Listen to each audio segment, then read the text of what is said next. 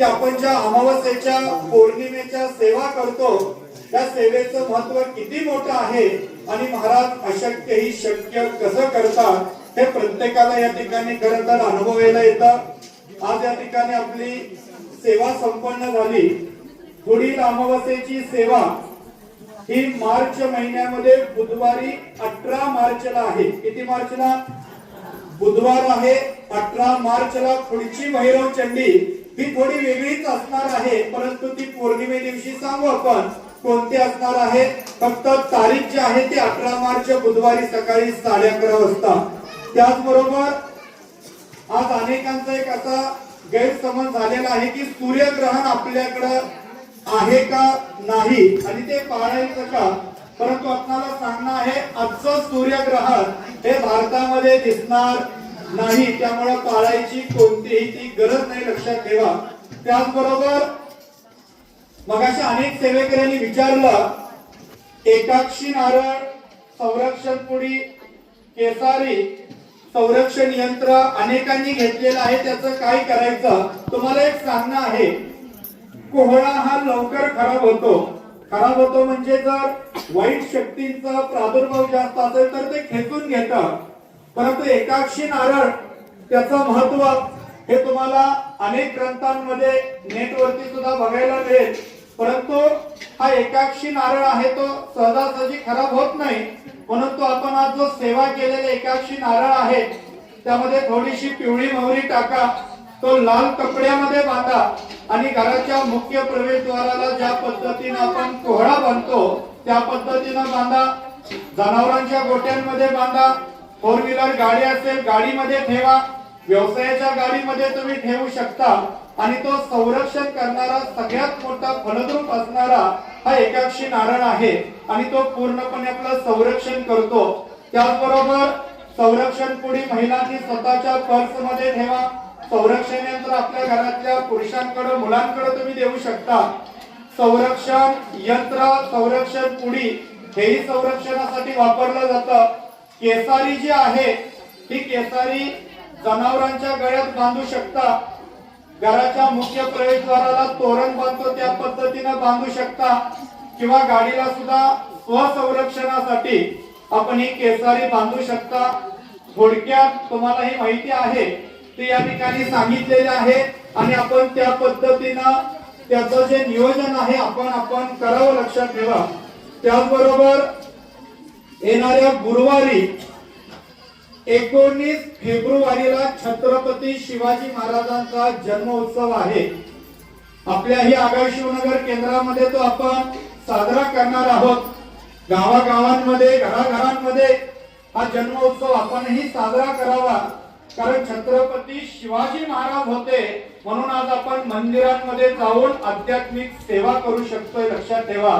त्यामुळे छत्रपतींवर बोलणं खरं तर खूप आहे, परंतु तुम्हाला मी इतिहासातली एक आध्यात्मिक घटना एवढीच सांगेन, छत्रपती शिवाजी महाराज हे साक्षात दत्त स्वरूप आहेत आणि हे आपणाला श्रीपाद श्रीवल्लभ चरित्रामध्ये आपणाला वाचायला मिळतं, लक्षात ठेवा। श्रीपाद श्रीवल्लभ महाराजांना 2 बंधू होते। एका बंधूंना त्यांनी आशीर्वाद दिला, 16व्या शतकामध्ये महाराष्ट्रात जन्म घेऊन त्या हिंदुस्थानमध्ये पुन्हा स्वराज्याची स्थापना करून लोकांना खऱ्या अर्थानं हे रयतेचं राज्य प्राप्त हो म्हणून स्वातंत्र्य तुम्हाला मिळवून द्यायचं आहे। आणि एका बंधूंना रामदास स्वामींच्या स्वरूपात कार्य करायचं आहे हा आशीर्वाद दिला आणि आपल्याला सर्वांना पुढचा इतिहास माहिती आहे, लक्षात घ्या। त्यामुळे छत्रपतींना सुद्धा आपण सर्वांनी 19 तारखेला गुरुवारी अभिवादन करावं।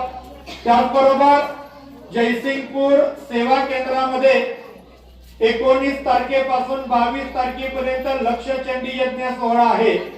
1.25 लाख महिलांची नोंदणी झालेली आहे आणि 50,000 महिला वेटिंग वरती आहेत। नियोजन आपल्या आगाशिवनगर आणि जयसिंगपूर केंद्राकडे आहे, परंतु आता सर्व जागा फुल झालेल्या आहेत। ज्यावेळी आपल्या केंद्राची वास्तुशांती असेल त्यावेळी सुद्धा हा लक्ष चंडी इथं होणार आहे, परंतु अजून त्याला 1-1.5 वर्ष वेळ आहे।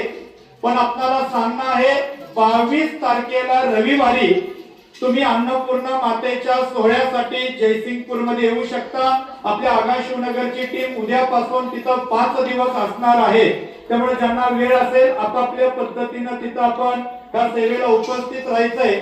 त्याचबरोबर सोमवारी 2 मार्चला होळी आहे आणि होळीचा उत्सव आहे। खरं तर तिला होलिका असं म्हटलं जातं। आता या होळी बद्दल सांगण्यासारखं भरपूर आहे, पण वेळ आपल्याकडे कमी आहे। एवढंच सांगेन, प्रल्हाद आणि प्रल्हादाची बहीण होलिका ही कथा कदाचित तुम्हाला माहिती असेल। आणि ज्यावेळी प्रल्हादाला हिरण्यकशिपूने उकळत्या तेलामध्ये टाकलं, त्यावेळी होलिकाने त्या ठिकाणी प्रल्हादाला आशीर्वाद दिला, तुला अग्नीमध्ये टाकलं तरी सुद्धा त्या ठिकाणी तुला काहीही त्रास होणार नाही। शेवटी होलिका त्या ठिकाणी जळून खाक झाली। हे इतिहासात अध्यात्मामध्ये काही कथा सांगितल्या जातात, म्हणूनही होळी केली जाते। किंवा त्या ठिकाणी अनेक गोष्टी अशा आहेत की होळीमध्ये आपण अर्पण केल्यानंतर आपल्या कुटुंबातलं दुःख, दारिद्र्य, आजार पण दूर होतं। ते व्हॉट्सअपच्या माध्यमातून आपण सर्वांपर्यंत पोहोचवू। पण तुम्ही जर व्हॉट्सअपला नसाल तर या 4 खांबावरती स्कॅनर लावलेत व्हॉट्सअप ग्रुपचे। व्हॉट्सअप मधला कॅमेरा ओपन करा, त्या ठिकाणी तुम्ही तो स्कॅनर स्कॅन करा आणि बॅग घ्या, बाहेर पडा। तुम्ही 5-10 मिनिटांना ग्रुपला जॉईन होऊन जाल। त्यानंतर मंगळवारी 3 मार्चला खरं तर पौर्णिमा आहे आणि आपला दर महिन्याचं हवनयुक्त गुरुचरित्र येणारी पौर्णिमा ही हुताशनी पौर्णिमा आहे। कोणती? आणि त्या दिवशी चंद्रग्रहण आहे। आता चंद्रग्रहणाची माहिती व्यवस्थित ऐका तरच तुम्हाला कळेल। खरं तर ग्रहणामध्ये जप, तप, श्राद्ध, नित्य कर्म, दान धर्म केलेल्या मुळे आपल्याला अनेक पटीनं पुण्य प्राप्त होतं, लक्षात ठेवा। त्यामुळं हा योग पुन्हा गुरुचरित्र पारायणाला येईल का नाही माहिती नाही, कारण चंद्रग्रहणाचे वेध सकाळी सूर्योदयापासून पाळायचे आहेत आणि त्याच्यामध्ये आपल्याला गुरुचरित्र करण्याचा योग आलाय।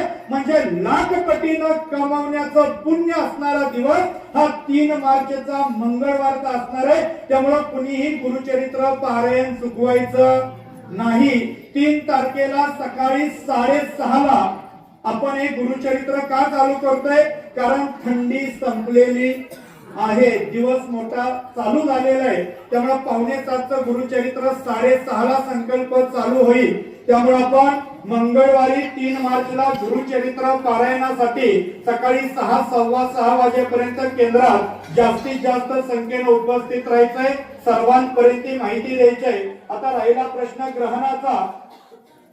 आता ग्रहणाचा स्पर्श जो आहे हा दुपारी 3:20 चालू होतोय। ग्रहणाचा मध्य सायंकाळी 5:04 आहे आणि ग्रहणाचा मोक्ष सायंकाळी 6:48 आहे।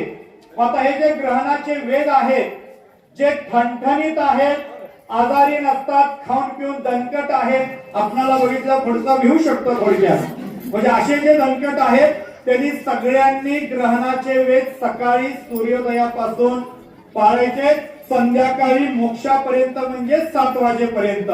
आता या वेद काळामध्ये चहा, पाणी, जेवण, नाश्ता, झोपणं अजिबात चालत नाही, लक्षात ठेवा। मग आता तुम्ही ठरवा किस्त पाळायचं, मग तुम्हाला त्याच्यात पुढचा पण मार्ग सांगतो। आता जे आजारी आहेत, बाल आहेत, वृद्ध आहेत, वयस्कर आहेत किंवा आपल्या गर्भवती मुले असतील तर त्यांनी वेद कधी पाळायचे लक्षात ठेवा। तर त्यांनी वेद सकाळी 11 वाजेपासून पाळायचे आहेत। किती? जे आजारी आहेत, वृद्ध आहेत, बाल आहेत, गर्भवती महिला आपल्या मुले आहेत, त्यांनी सकाळी 11 पासून संध्याकाळी 7 वाजेपर्यंत वेद पाळायचे आहेत। आणि या वेद काळामध्ये जितकी सेवा करता येईल तितकी करायची आहे। पण मी मगाशी सांगितलं गुरुचरित्रच आहे, त्यामुळं कुणीही या सेवेपासून वंचित राहायचं नाही। या ग्रहण काळामध्ये तुम्हाला जितका दान धर्म करता येईल, अन्नदानाच्या स्वरूपात, त्याचबरोबर कपड्याच्या स्वरूपात, एखाद्या गरीबाला मदत करण्याच्या स्वरूपात अनेक दानाचे प्रकार आहेत। तुम्ही त्या पद्धतीने या ग्रहण काळामध्ये दान धर्म आहे तो करू शकता। आपण आपल्या आगाशीच्या केंद्रासाठी आर्थिक स्वरूपात तुम्हाला जितकी मदत त्या दिवशी करता येईल तेवढी मदत तुम्ही त्या ग्रहण काळामध्ये करायची आहे, लक्षात ठेवा। आता हे ग्रहण कोणत्या कोणत्या राशीला शुभ आहे? मिथुन, तूळ, वृश्चिक आणि मीन या चारच राशींना हे चंद्रग्रहण शुभ आहे। आणि ह्याचं मिश्र फल म्हणजे मध्यम स्वरूपामध्ये फळ मेष, कर्क, धनु आणि कुंभ राशींना आहे। आणि अनिष्ट फल हे वृषभ, सिंह, कन्या आणि मकर राशी चुकून सुद्धा ग्रहण बघायचं नाही, लक्षात ठेवा। काही जण त्याला श्रद्धा मानतील, काही जण अंधश्रद्धा मानतील। लक्षात ठेवा, जर चंद्राच्या प्रकाशानं पौर्णिमेला सूर्याला आपण तुम्हाला माहितीये प्रकाशाच्या माध्यमातून हे चंद्रग्रहण घडत असतं आणि या चंद्रग्रहाच्या आज सेवेतनं आपल्याला काय मिळतं? जर चंद्राच्या प्रकाशानं समुद्राला भरती ओहोटी येत असेल तर मनुष्यावरती का परिणाम होणार नाही हे साधं उदाहरण आहे, ध्यानात घ्या। त्यामुळे तुम्हाला सांगणं आहे, ज्या ज्या राशींना सांगितलं त्या त्या राशीने ते फल लक्षात ठेवावं। त्याचबरोबर गुरुवारी 26 मार्च 2026 या दिवशी दुर्गाष्टमी, भवानी देवीची उत्पत्ती आणि श्रीराम नवमी आहे। आणि 3 महिन्यातून एकदा होणारा हवनयुक्त 40 अध्यायाचं श्री नवनाथ पारायण हे 26 मार्चला सकाळी 6 बरोबर आपल्या आगाशिव केंद्रामध्ये चालू होणार आहे। हा गुढीपाडव्याचा तोडगा आहे बघा। या तोडग्यामध्ये पादुका आहेत। हे तोडगे जर कुणाला आता स्टॉल वरून न्यायचे असतील तर तुम्ही जाताना घेऊन जाऊ शकता। याच्यामध्ये सगळी माहिती दिलेली आहे। तोडगा कसा करायचा, एक धनधान्य समृद्धीकारक तोडगा आहे। घरामध्ये कधीच कशाची कमतरता वर्षभर पडणार नाही। आणि ही जी लाल पिशवी दिसते ना, ही घराच्या मुख्य चौकटीला घरात आजारपण येऊ नये, घरातली माणसं गंभीर आजारानं ग्रस्त होऊ नये म्हणून हा दुसरा तोडगा आहे। आणि 20 मार्चला शुक्रवारी गुढीपाडव्याच्या दुसऱ्या दिवशी श्री स्वामी समर्थ महाराजांचा प्रकट दिन आहे। प्रत्येक केंद्रामध्ये दणक्यात साजरा झाला पाहिजे, लक्षात ठेवा।